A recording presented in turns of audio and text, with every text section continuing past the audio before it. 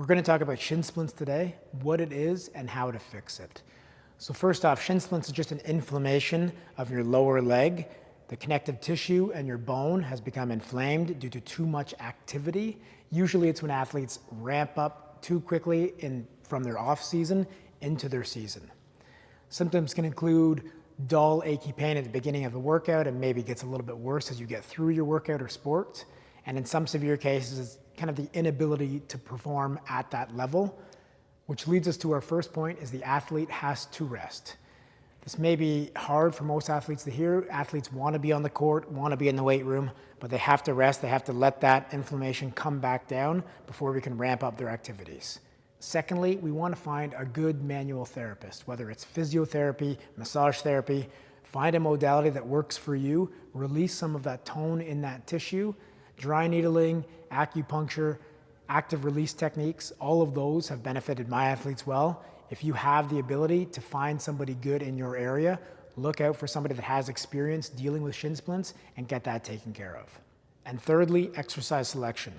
So we want to look at the joints above and below the shin splints and strengthen both of them. So we want to look at the muscles that strengthen the ankle, that plantar flex and dorsiflex the foot. And we want to look at the knee, whatever extends and flexes the knee. So we're going to be strengthening calves and tibialis anterior. We're going to be strengthening your quads and your hamstrings. All of those are important because usually these inflammatory issues aren't just due to one single muscle. It's more of a gait patterning or an overall global muscular imbalance. So for plantar flexing the foot, pushing your toe away, we have two main muscles we want to work, the soleus and the gastrocnemius. The soleus will work when your knee is bent at 90 degrees. You get more soleus activation. The gastrocnemius is when your leg is in more of a straight position. Both muscles are obviously going to be working in both exercises. We can just manipulate our body position to target one muscle over the other. So we want to be working with something called eccentric overload in the beginning. What that means is we're going to be going up with two legs first, taking the unaffected leg off, and then coming down with the affected side.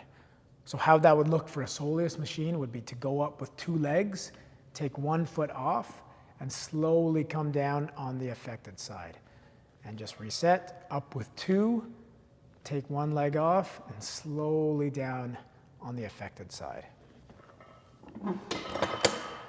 So next we're going to target the gastrocnemius, and how we target that is in a more straight-legged position.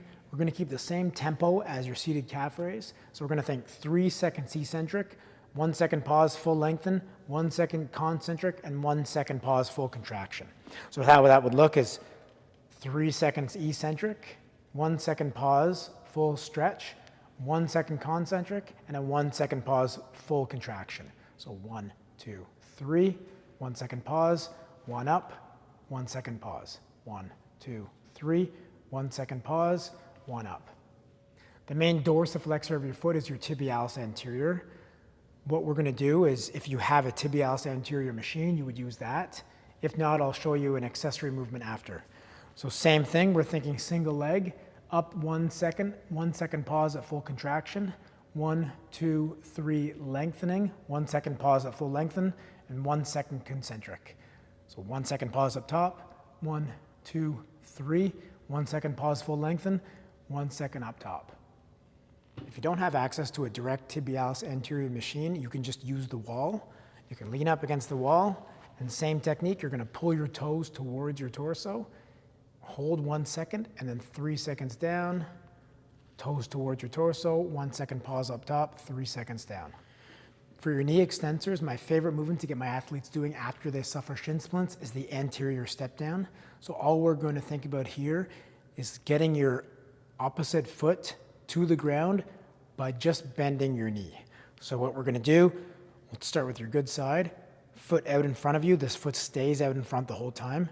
You're going to be slowly lowering until your heel touches and back up to the top. 1, 2, 3, 1 second pause, 1 second up. 1, 2, 3, 1 second pause, 1 second up. And finally, for your knee flexor, we want to do a Swiss ball hamstring curl. We can do these two-legged in the beginning, and then as you progress and get better at it, you can move to a unilateral or one-legged version of this. So we'll just lay on your back, hands flat on your sides, and you're actively pulling this ball and lifting your hips at the same time. So we get a co-contraction of your hamstrings and your glutes. So pull towards your butt, hold 1 second, 3 seconds down. So pull in 1 second, 3 seconds down. 1 second, 3 seconds down.